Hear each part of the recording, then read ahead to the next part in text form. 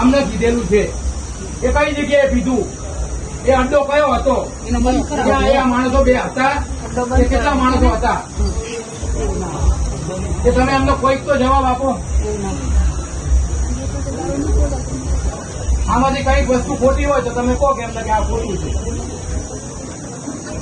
અને અમે જો આવા સાદા નાગરિક તરીકે જો અમને આટલું હોય તો તમને તો તમને તો હજારો અનુભવ છે કે તમે ગુનો જોઈને કહી દો કે આ મર્ડર છે કે સુસાઇડ છે કે આ કઈ રીતનું છે. ખડોદપુર માસ્ટર માઇન્ડ છે આમાં.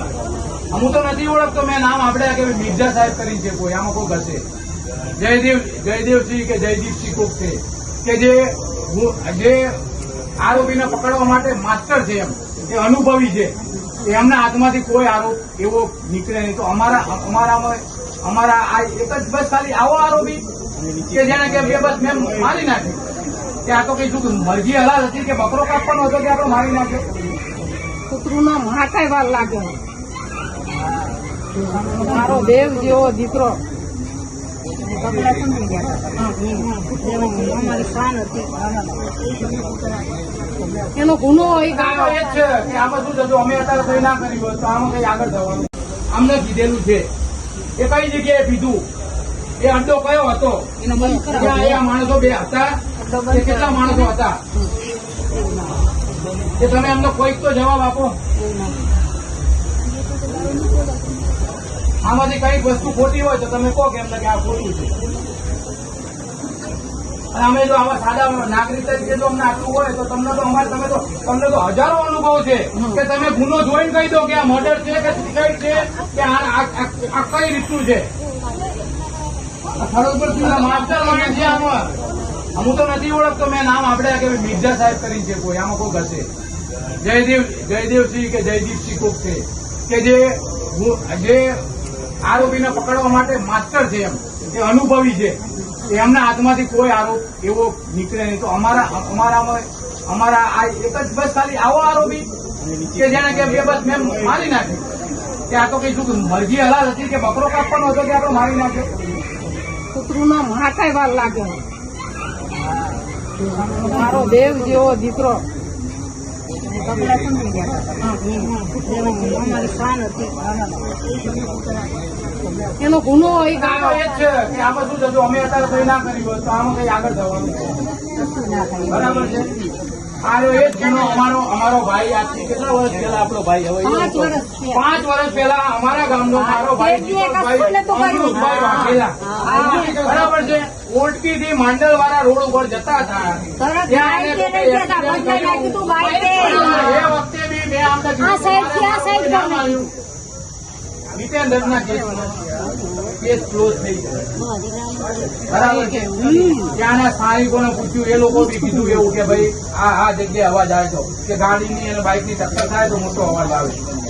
તો એ અમે કીધું કે પોલીસ વાળા તો આવું ગઈ. તો એ ભાઈ કે અમે શું કર્યું, એ અમારા ભાઈનો પોસ્ટમાં નોકરી કરતો હતો ગવર્મેન્ટ, એ ભાઈનો hit and રનનો case.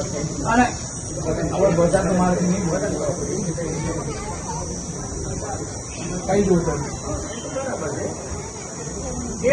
A police A Mandar police station લાગતું. એ માંડર પોલીસ સ્ટેશનમાં જે ભાઈ હતા એ લગભગ અહીંયા એમની ડ્યુટી છે. અને એમ કે ઈ કુટુંબ છે એટલે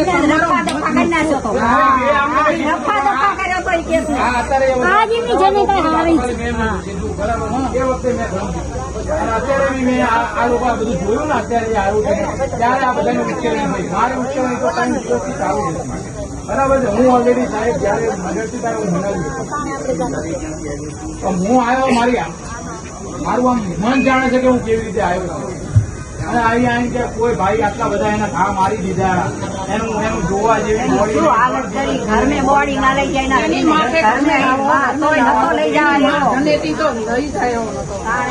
જાય આમાં એક જણનું તો કામ ક્યાંથી હોય. તમે કેમ એક ગાડીએ નહીં આવી, તમે પૂછવાય કેમ ના આવ્યા?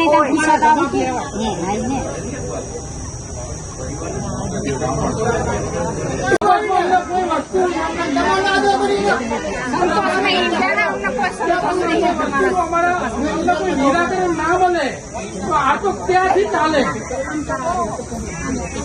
અમારે તમારી જોડે કોઈ દુશ્મની નહીં, બરાબર?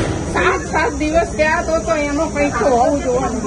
અમારો દીકરો ખોયો હોય વગર ગુને વગર વાંકે ને વાંક હોય એ ગાવ અને 700 ખૂની હાજર કરો એમ.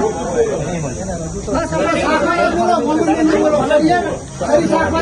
અને એ જે મર્ડર આવ્યું એ મર્ડરની થઈ જ નથી. એનું સામે મેન હતું. એ મેનમાં તમે સારી ગાડી એ મેનમાં કઈ રીતે રહે? એ મેનમાં સરી રહેશે? એને મારવી પડે? અને કેવી રીતે એ જીવનવાળાની જરૂર છે.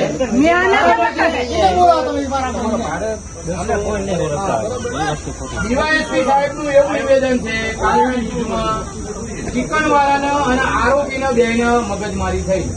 અમારા ભાઈએ સમાધાન કરાયું, અમારા ભાઈને મારી નાખ્યો. કાલનું નિવેદન તમને લાઈવ બતાવું, તમે કહેતા હોય તો. ડીવાયએસપી સાહેબ છે એમનું નિવેદન છે કાલનું. ચિકનવાળાના આરોપીને મગજમારી થઈ, અમારા ભાઈએ સમાધાન કરાયું અને પછી અમારા ભાઈને એને મારી નાખ્યો. એ તો બધા મારી કઈ રીતે વેચી છે?